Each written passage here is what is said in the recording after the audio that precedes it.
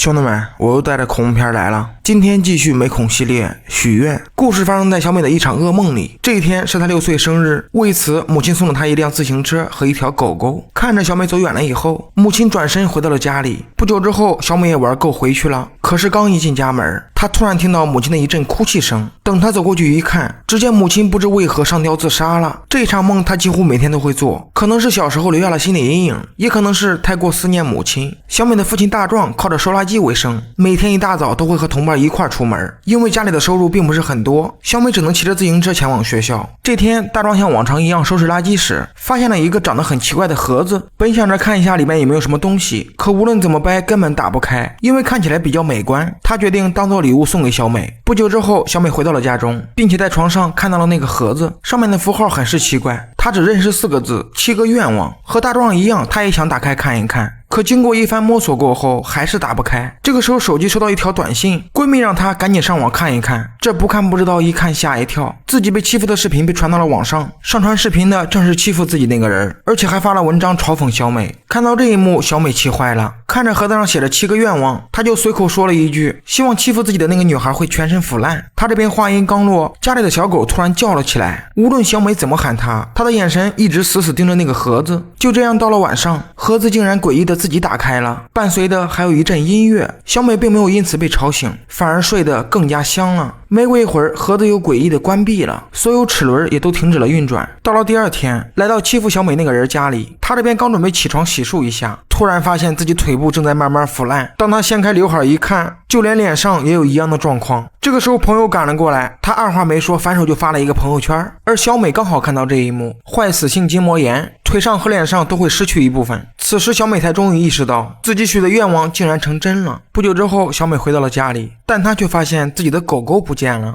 她这边刚寻找没一会儿，一旁洞里突然传出一阵铃铛声，可能是狗狗藏在里边。小美二话没说就钻了进去。就在她仔细寻找的时候，空中突然掉下2只老鼠。等小美再次往前看去，只见自己的狗狗已经领了盒饭。看着小狗被埋入了地下，小美伤心的痛哭了起来，因为这是母亲生前送她唯一的礼物。就这样到了晚上，小美把狗狗的事发到了朋友圈。这个时候闺蜜发来一条短信，她说小美喜欢那个男生有对象了，人家俩人还发了很多自拍。随后小美查看了起来，果然和闺蜜说的一模一样，两个人看起来非常恩爱。这一次小美更加伤心了，为了把自己的情绪发泄出来，小美再一次对着盒子许愿了。她希望自己喜欢的那个男生疯狂爱上自己。到了第二天，愿望果然实现了，男神竟然对着自己傻笑了起来。看到这一幕，小美一时间不知所措。与此同时，家里的盒子也缓缓打开了。小美的叔叔是一个土豪，他这边刚准备洗澡时，突然脚下一滑摔了下去，整个浴缸瞬间被鲜血包围。这个时候男神的对象走了过来，看着男神对小美傻笑，他气得转身就离开了。此时的盒子也缓缓关闭了，锁芯也同时出现一个2字，而叔叔已经泡在浴缸里彻底死去。不久之后，小美回到了家里，电视里正在播报叔叔的死亡新闻。因为大壮和叔叔的感情并不是很好，就算叔叔留的有遗嘱，里边的名字也肯定没有他们的。小美听后本想上楼休息，突然父亲捡回的垃圾绊了她一下，她本想把垃圾给扔了。这个时候大壮却阻止了她，因为小美非常反感父亲把垃圾带回家，说过很多次，父亲从来没有听过。一气之下，她转身去了楼上，她认为是家里没有钱，父亲才会这样。于是她再一次拿起盒子许愿，这一次她希望得到叔叔的所有财产。没过一会儿，大壮接了一个电话，而电话里正是叔叔遗产的事。遗嘱的名字上只有大壮，所以大壮得到了叔叔的所有财产。听到这个事过后，俩人高兴坏了。他们先是和邻居告别了一下，然后又去买了一栋豪华别墅，紧接着又买了一辆豪华小汽车。随后小美又把闺蜜叫了过来，各种衣服和包包买到手软，整个人也变得比以前自信了很多。但是见到自己喜欢的人，她还是会忍不住多看2眼。就这样一直到了晚上，那个盒子再一次缓缓打开。看到这一幕，小美也觉得很是奇怪。与此同时，隔壁邻居的洗菜池突然卡住了，她本想重新启动一下试试，没想到头发竟然卡在了里边。等她再一次想要关闭，却发现根本够不着了。随着拉力越来越大，邻居的头发也分裂开来，最后脖子咔嚓一声，隔壁邻居就这样领了盒饭。那个盒子也同时缓缓关闭了。小美还是和之前一样一脸懵。到了深夜，小美突然从噩梦中惊醒，等她往窗外看去，竟然发现门口有个人影。随后她立马起身查看，然而那个人影却已经消失不见了。到了第二天，男神和对象提了分手，前女友一听就知道因为小美，报复完过后就转身离开了。这个时候男神走了过来，他请求小美和自己来一场约会。小美一开始并没有同意，而是说了一句我考虑一下。上课时，小美搜了一下盒子上的文字，但结果却显示查无此文。为了一探究竟，她找了一个自己的同学，这位同学曾经说过他有一个朋友专门研究古文字的。当时小美因为没钱，所以就没去，现在有钱了，两人二话没说就出发了。不久之后他们到了，经过朋友的一阵查看，他发现了上面写的一段规则：放弃或者出卖我，你的所有愿望都会破灭。而且盒子上方还有一个名字陆梅。随后他们在网上查起了这个名字，资料上显示在1910年，当时中国发生了一场大规模鼠疫，陆梅一家人被怀疑感染了，于是他们被隔离在一个火车厢中，最后家里其他人全部死亡，并不是因为鼠疫，而是因为中暑和脱水。为了给家人报仇，他拿起音乐盒到了寺庙，然后在里面祈祷了7天7夜。到了第7天晚上，有一个妖怪回应了他，后来陆梅就变得非常有钱，他也成功给家人报了仇。这个时候同学在盒子底下发现一串数字，朋友看了之后也是一脸懵，但她老公对这一块比较熟悉。随后她拿手机拍了一张照片，因为要等的时间比较久，小美和同学决定回去等消息。就在俩人快要到家时，小美突然发现父亲还在捡垃圾。看到这一幕，小美很是生气，明明家里已经很有钱了，父亲为什么还要没苦硬吃呢？为了不再让他给自己丢脸，她又一次许下了愿望，她希望父亲以后不会让自己尴尬。与此同时，朋友老公这里也有了回信儿，信息上说音乐停止，血债必还。看到这一幕，朋友瞬间愣住了。而此时盒子又一次缓缓打开，音乐声也再一次响起，随着一阵雷电闪过，朋友家里的灯瞬间灭了，手机也在此时没有了信号。到了门口以后，信号才有所好转，因为小美同学的手机根本打不通，无奈之下她只能留言。可是还没等她说完呢，身后的门却诡异的关闭了。朋友被这一幕吓得手机都掉了下去，看着天气马上就要下雨了，他并没有前去捡手机，而是转身进入了屋子。可是刚走没一会儿，他突然脚下一滑摔倒了，也正是这一摔让自己领了盒饭。小美则是在家赚足了面子，她请来闺蜜看父亲表演萨克斯，这一幕给闺蜜看得神魂颠倒。到了第二天，无论同学怎么喊朋友都没有人回应，随后她拿起手机打起了电话。这个时候铃声从一旁传了过来，走过去一看才发现正是朋友的手机。一想到事情不对，她立马赶了上去，这不看不知道，一看吓一跳，只见朋友的头部已经被刺穿了。为了查明此事，他急忙找到小美，并且询问她有没有对着盒子许愿，一旦音乐停止播放，那么代价就是血，还把朋友领盒饭的事儿也说了出来。但小美听后并没有多想，她认为只是一个盒子而已，根本不可能杀人。这个时候上课铃声突然响起，还没等同学说完，她就转身去了课堂。就这样到了中午吃饭时间，小美本想和闺蜜坐在一块吃，这个时候男神突然喊住了她。她先是看了一眼闺蜜，然后果断坐在了男神旁边。前女友一看不乐意了，不过好在没有掀桌子，对着小美一顿输出过后才慢慢离开这里。没过多久，她就发了一个朋友圈，大概内容就是嘲讽小美，而且已经有106个点赞了。为了给自己扳回一局，小美再一次许下了愿望，她希望成为学校里最受欢迎的女孩。没过一会儿，她收到一条短信，而短信正是男神发过来的，他请小美一块去参加派对。看到这一幕，小美高兴坏了。没过一会儿，她到了现场，所有人看到她就像见了大明星一样。这一晚小美玩得出奇的高兴。等所有人走后，她和男神第一次吧唧了起来，不过两人并没有加班，最后男神把小美送了回去。到了晚上，小美再一次被噩梦惊醒，窗外那个人影也再一次出现了。看到这一幕，小美急忙追了过去，这一次她还专门拿了一个武器，可是经过一番寻找过后，却并没有发现那个人影的踪迹。这个时候父亲赶了过来，他询问小美在这干啥，小美回应说自己被跟踪了。当父亲询问从什么时候开始时，小美突然想起了音乐盒，她以为那个人是过来偷盒子的，于是就把音乐盒藏了起来。到了第二天，小美前往了隔壁邻居家里，她这边刚一进门，一股刺鼻的味道就传了过来。等她再次往里边看去，只见隔壁邻居早已领了盒饭。自从母亲上吊自杀以后，隔壁邻居就一直拿自己当女儿看待，虽然和男神坐在一桌，这一刻她还是提不起来兴趣。为了发泄出心中情绪，她把音乐盒的事和闺蜜说了一下，然而闺蜜并不相信，甚至还踢了一脚音乐盒，他们认为这一切都是巧合而已。到了晚上，小美和男神参加了一场派对，就在两人想要加一会儿班的时候，小美突然看到了一个熟悉的东西，随后她让男神把手机掏出来，只见手机里全是小美的照片，片。晚上那个黑影也正是男神，他没想到男神竟然是个变态，一气之下他就提了分手。与此同时，音乐盒再一次缓缓打开。这个时候小美三人到了一个商场，他们要在这里玩一场游戏。手机上提示他们要前往26楼，因为只能一个人前往。于是其中一个闺蜜走进了电梯，可是刚走没一会儿，电梯却突然发生了故障。随后她急忙寻求小美帮助，没过一会儿电梯门打开了，闺蜜这边刚准备出去，突然电梯再一次降落，随着速度越来越快，最后电梯直接重重砸了下去。小美见后急忙赶了过去，然而闺蜜此时早已领了盒饭，身体已经被玻璃碎片扎穿了，音乐盒也同时缓缓关闭了。就在小美不知道该怎么办的时候，同学这个时候赶了过来，他把小美带进了自己的屋子。这几天他一直在研究音乐盒，他发现音乐盒底部那些数字是一个名叫大胡子的军号，他当时在中国开了一家汽车店，但是不久后他有一个朋友意外死亡了，不知为何6个月后他也自杀了。自从他自杀以后，他的妻子只会说一句话，是音乐盒把自己家给毁了。就这样又过了5年，一个名叫克里的男人得到了音乐盒，自此以后他中了很多彩票，而且还娶了高中的校花。但是好运并不常在，不久之后他女儿被淹死了，他的妻子也出车祸身亡了。最后男人在家里放了一把火，然后又把自己锁进了屋里，直到自己被大火烧得慢慢领盒饭。而这个男人的家和小美属于同一个街区。听到这里，小美彻底相信了音乐盒会杀人，她请求同学帮自己摆脱音乐盒。两人本想把盒子给烧毁，可过了好一大会儿根本没有动静。随后两人尝试用大锤砸，遗憾的是也同样没有效果。无奈之下，小美只能把盒子给藏起来。到了晚上，一个人影突然出现在房间里，小美也同时惊醒了过来，而那个人影正是男神。他说了一句没有你我活不下去，然后二话没说对着手臂就划了一下。不过好在救护车来得及时，男神并没有生命危险。到了第二天，小美突然发现那个盒子不见了，无论她怎么寻找，房间里根本没有。他们认为所有的事应该都结束了，小美只需要正常生活就行。很快门铃响了起来，小美的房子因为没有交税被查封了，她只能和父亲再次返回老宅居住，和以前一样只能骑着自行车去上学。父亲还是像往常一样收垃圾，小美也不再是学校里最受欢迎的人了。这突如其来的变化让小美伤心极了。就在她准备放学回家时，却意外看到了盒子。原来盒子被另一个闺蜜偷走了，因为自己已经习惯了有钱人的生活，